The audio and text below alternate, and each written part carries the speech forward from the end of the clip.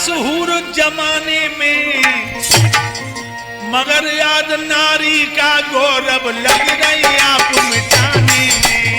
मगर आज नारी का गौरव लग रही आप मिटाने में, मगर आज नारी का गौरव लग रही आप मिटाने में। बहनों, आराम इसके पर्दे में तुम जीवन खोती जाती हो, हलवा पूरी खाने पर तुम गोबर होती जाती हो। हलवा पूरी खाने पर भी गोबर होती जाती हो, हलवा पूरी खाने पर भी गोबर होती जाती हो। इन आरामन को स्वर्ग समझ तुमने खुद को नरक में गिरा दिया।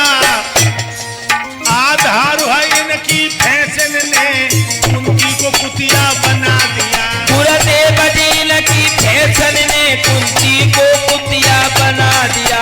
गुरुदेव जी की फैशन ने कुंती को कुतिया बना दिया।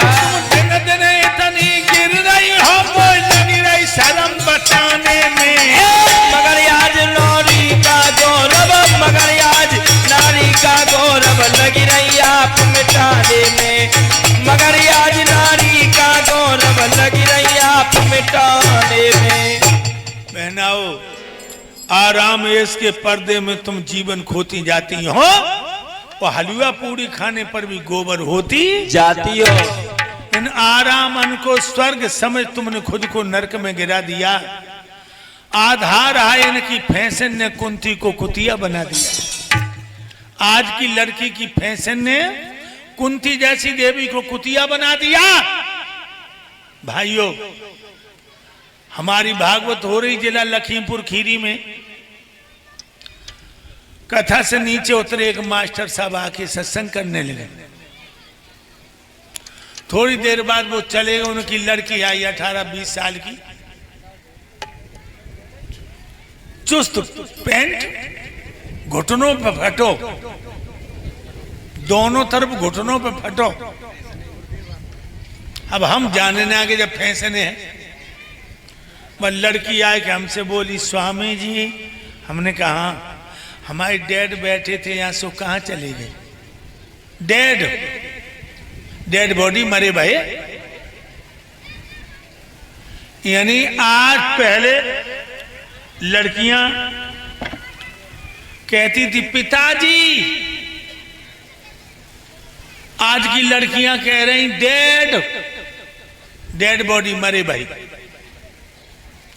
तो हमने कि क्यों लड़की डैडी क्यों कह रही है, पिताजी का? तो नीचे गर्दन करके बोली, स्वामी जी कहूं पिता तू कठिनाई आती है, टकराते ओट लिपस्टिक छुटी जाती है। डैड कहने से ओठ नहीं टकराते, और डैडी पिताजी कहें तो ओठ आपस में टकराते, लिपस्टिक छुट जाती। बताओ क्या होगा देश का, क्या होगा देश का? 8 महीना हो गए पति के दर्शन नहीं हुए। आज वो पतिव्रता सोचने लगी, जब प्राणनाथ नहीं मिल रहे, प्राण बदन में क्यों रुके हैं? चलो कुआं में गिर के मर जाए। और भाइयों, ये लगा देना,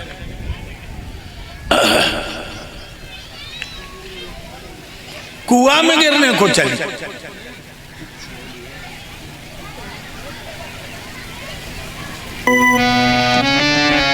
पिया हमें क्षमा करना, बिना तुम्हारी आज्ञा के मैंने घर से बाहर कदम नहीं दिया। आज मैं मरने जा रही हूं। मोयाद कंठ तेरी आई रही है, मैं तो जा रही हूं।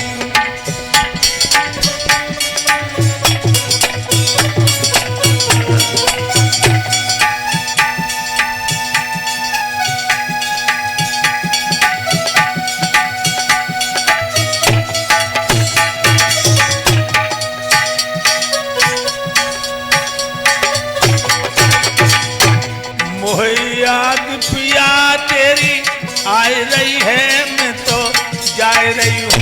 मोए याद पिया तेरी आई रही है, मैं तो जाए रही हूँ। मोए याद सजन तेरी आई रही है, मैं तो जाए रही हूँ। माफ करना मेरे साजन, 6 महीना तो पिया सूरत नहीं देखी, 6 महीना से पिया सूरत नहीं देखी। जई दुख में प्राण गमाए गए हैं, मैं तो जाए रही हूँ। मोए याद सजन तेरी आई रही है, मरी बे जाए रही हूँ। मोए याद नाथ तेरी आई रही है, मैं तो जाए रही हूँ। बियाबान जंगल में आई भाइयों, एक कुआं है, उसमें गिरने को आगे बढ़ी, तब तक देव ऋषि नारद आ गए। नारद जी बोले हैं रानी को देखकर, ठहर जाओ बेटी, तुम कौन हो और इस बियाबान जंगल में इस आधी रात को क्या कर रही हो बेटी? तुम कौन हो? हम महात्मा है बेटी। महात्मा? हाँ। महात्माओं के लिए तो गीता में लिखा है दत्तात्रेय ने, क्या? मनसा वाचा कर्मणा त्यजतम रोचना नते स्वर्गो अपवर्गो शानंदम हरजाम्यत। अगर कहीं काठ की औरत बनी खड़ी है तो नौजवान महात्मा को 2 खेत बच के निकलना चाहिए जी, क्योंकि ये कामदेव बड़ा प्रबल है। जाने किस पर्दे से मुस्कुरा दे, किससे तबीयत को मचला दे, किससे आंखियां लड़वा दे। और तुम कैसे महात्मा दो रात के 12 बजे पराई औरत से बात करते हो? कबीर ने तो यहां तक लिखा है, कबीर ने, गाय भैंस घोड़ी गधी जिस आश्रम में होए और संत वहां पर रुक गए, सब कुछ जय एक होए। फिर तुम कैसे महात्मा हो जो रात के 12 बजे एक अकेली औरत से बात कर रहे हो? हे बेटी, बातों से तो तुम मुझे बहुत विद्वान मालूम पड़ रही हो, पर इस आधी रात को यहाँ पे तुम आई हो, इसका कारण क्या है? मैं तुमसे एक प्रश्न कर रहा हूं, उसका उत्तर दोगी बेटी? तुम महात्मा हो? हाँ।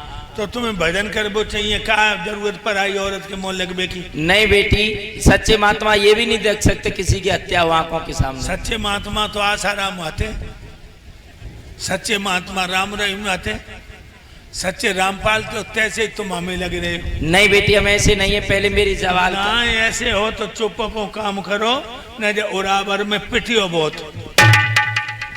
पहले मेरी क्या जरूरत है पराई औरत से बात करने की? नहीं बेटी, मैं तुमसे प्रश्न कर रहा हूं, उसका उत्तर दो हमें। अब बताओ। आरे के बरसा तोड़ी बाई, अरे मेरी बेटी, बेटी बोलो। अरे के बरसा तोड़ी भाई, अरे मेरी बेटी, और के तुम गाओ तो की कान।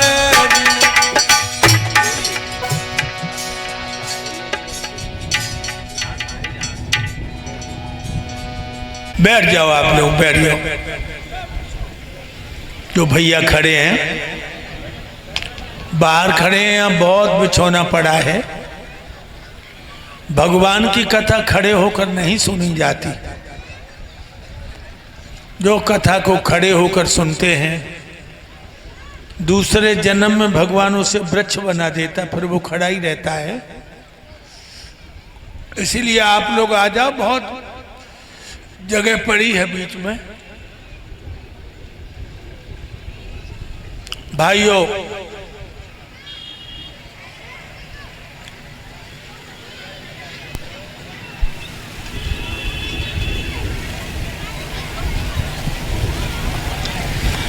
नारद जी कहने लगे तुम क्यों आई हो? कहने लगी महाराज हमारे कोई पुत्र नहीं है, पति सौतन ने छीन लिए, देवर्षि नारद कहने लगे, बेटी मरो नहीं, तुम लौट जाओ, मैं तुम्हें आशीर्वाद देता हूं। तुम्हारे ऐसा बेटा पैदा होगा, जब तक धरती आसमान गंगा जमुना में चल रहेगा, तुम्हारे बच्चे का नाम लोग बड़े श्रद्धा से प्रेम से लेंगे। आज रानी नारद की बातों पर विश्वास रखकर लौट आई है, टूसे के खटोला में गिर पड़ी और सो गई है। सुबह हुआ महाराज उत्तान पार, सफेद घोड़ा पर सवार होकर जंगल में शिकार को चले। जंगल बहुत घना है, आम, बबूल, नीम, कैथ, शीशम, पीपल, बरगद, जामुन, ताड़, खजूर, नागफनियों से घिरा है। महाराज का घोड़ा आगे है, सिपाही पीछे है। एक आंग